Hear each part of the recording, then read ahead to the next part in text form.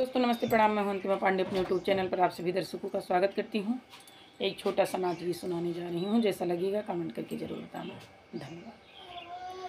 ससुरे माँ गरमिया पारवा पिया बनिया डोलाए द्या। ससुरे माँ गरमिया पारवा पिया नैहर पहुँचाए द्या। नैहर पहुँचाए द पिया बनिया डोलाए दा। नैहर पहुँचाए द पिया बनिया डोलाए दा। ससुरे माँ गरमिया पारवा पिया बनिया डोलाए दा। नैहर माँ हो त्यों तो मम्मी डोलती। नैहर माँ हो त्यों तो मम्मी डोलती। सासू के जियरा कठोर बा पिया बनिया डोलाए द्या।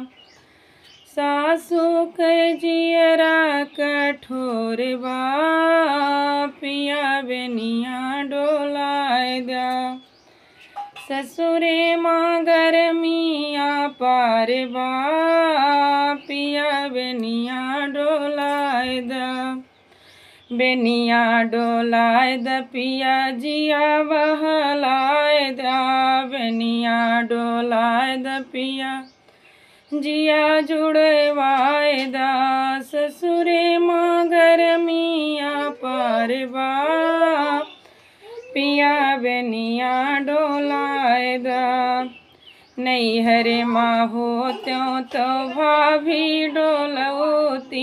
नैहर माँ हो त्यों तो भाभी डोलती। जठनी के जियरा कठोर बा पिया बनिया डोलाए दा। जठनी के जियरा कठोर बा पिया बनिया डोलाए दा।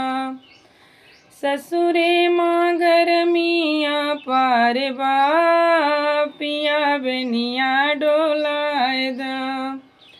नैहर माँ हो त्यों तो दीदी डोलती। नैहर माँ हो त्यों तो बहिनी डोलती। बहिनी डोलती मोरी दीदी डोलती। अरे ननदी के जियरा कठोर बा पिया बनिया डोलाए दा। ननदी के जियरा कठोर बा पिया बनिया डोलाए दा। ससुरे माँ गरमिया पारवा पिया बनिया डोलाए दा।